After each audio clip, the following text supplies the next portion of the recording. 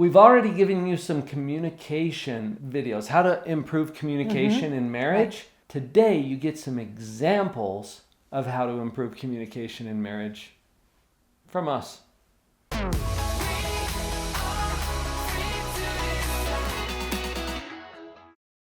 We got to start somewhere, and probably the best place to start, Vicki, is one that we've talked about in several other videos. We've talked about it in parenting a lot, but I use this in marriage as well. Right. It's called the do-over. You might be familiar with this.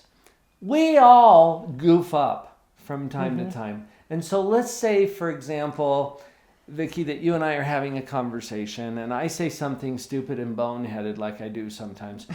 And you react maybe a little more harshly than you meant to. And a lot of the times this will happen when you're kind of a little bit, for me it happens when my attention is a little divided.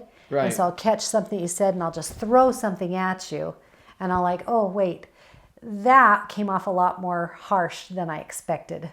Can I do that over? Here's what I wish I would have said or how I would have liked to have responded to you. Now, let me tell you how that impacts me. Because when I hear you saying that, Vicki, first of all, if you react a little more harshly than you intended to, I usually feel a little attacked, a little tipped over, a little hurt by that. And my defenses are likely to come up. But give me the wording again. How did you say it? That came out a little more harshly than I expected or than I wanted it to.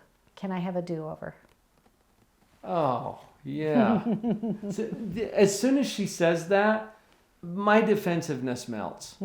Okay, that in itself is the do-over. You know, and I've done it before sometimes where I'm not even sure if he's taken it. It's like, I'll just go, wow, I just kind of replayed that in my mind and listened to how that sounded. And I kind of want to do that over. And sometimes it's helpful and he was hoping for it. And other times like, yeah, I didn't even get tipped over by that, but that's great. So we practice do-over a lot. Probably more me than him. Let's go to the other side of that for a minute, Vicki, because I mentioned that sometimes I get defensive. And this is really, really common. In couple dynamics, the most common pitfall that people run into is what John Gottman calls the 4 horsemen of the apocalypse.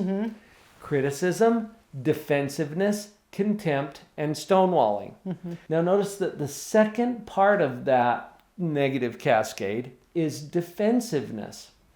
I sometimes react defensively when I feel attacked. Now, that's whether you intend to attack me or not, right? And honestly, I mean, she's the most Christ-like person I know on the whole planet.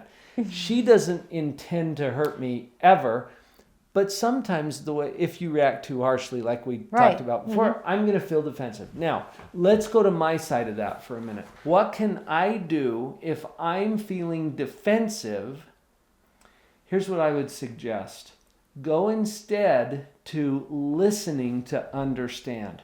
Let that little feeling of defensiveness trigger, oh, I'm going to do this a little differently. So here's how it might look. I'm feeling defensive, okay? And I say, I might have to breathe first. Okay, Vicki, so what you're saying is, and then I'm going to repeat back to her as close as I can my understanding of what she was actually saying. Not my spin on it. I was gonna say, be really careful not to throw your spin on it right now. But literally, you are saying this to understand more deeply. Yeah, so it wouldn't be helpful, for example, for me to say, oh, so what you're saying is I'm an idiot.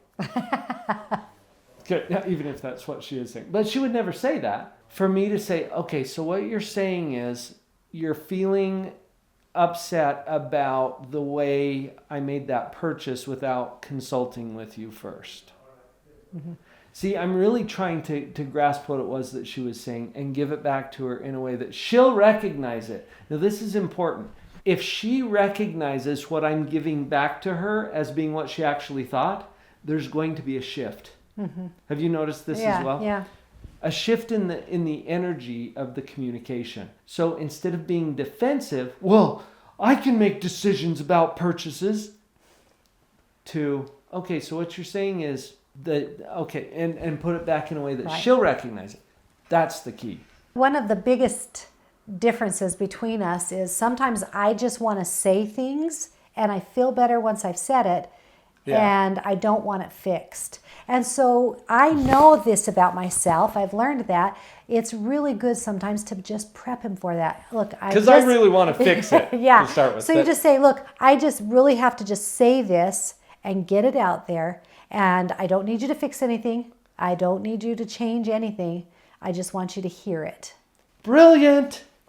Because meanwhile over here, if I'm hearing that she's upset about something or she's got something on her mind, I want to jump in. I want to fix it. I'm going to go crack some heads. I don't know what It kind of reminds me of a silly thing. A roommate and I, a long time ago before we got married, I used to say, how does this outfit look? And she'd say, do you feel like changing or not? And I'd say, not really. Then it looks great. It's kind of, go ahead and just prep it up for you, Tell them the kind of answer you're looking for. It's really a great strategy. Give them a roadmap, okay?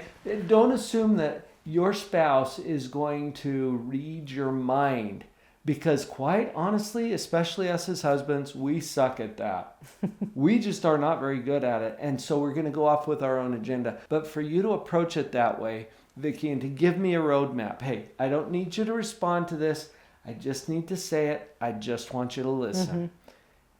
Go to the effort to give the roadmap first. You're going to have a whole lot better outcome.